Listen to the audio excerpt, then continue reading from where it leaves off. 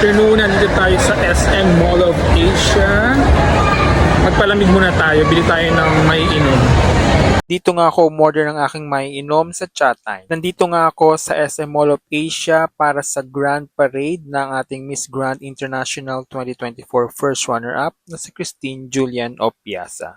At ito na nga ang aking order, ang matcha milk tea. At dito muna ako sa loob ng Mall of Asia habang wala pa yung parade. Order tayo ng matcha milk tea.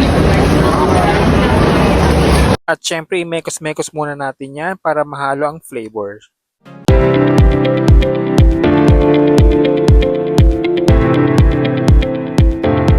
Ubusin ko lang tong in-order ko at lalabas na rin ako ng MOA para sa victory parade ng ating Miss Grand International 2024 First Runner-Up, CJ Opiasa.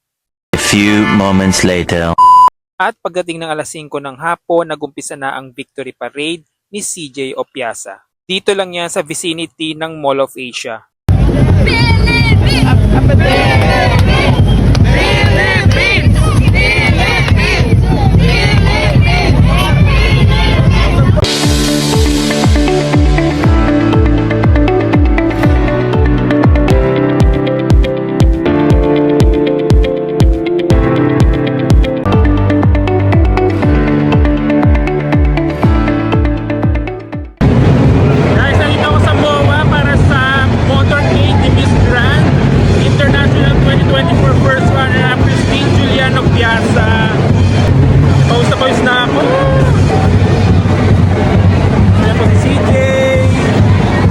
Halos tumagal din ng isang oras ang victory parade ni CJ Opiasa dito sa paligid ng Mall of Asia.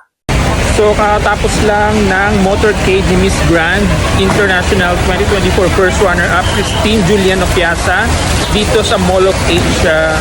Bali, papasok ulit ako ng Mall of Asia dito dahil ayoko pang umuwi ng Bikutan. So eksakto natapos yung motorcade niya bago lumakas yung ulan.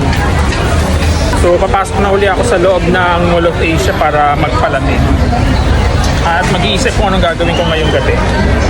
Dito nga sa loob ng Mall of Asia ay meron na silang malaking Christmas tree na nakatayo. At syempre ginutom tayo sa parada kaya umorder tayo dito sa Plato Wraps. Naalala ko tuloy dati, in-order ko to nung nasa Festival Mall Alabang pa ako nag-work. At syempre bago umuwi, outfit check muna tayo dito sa malaking salamin.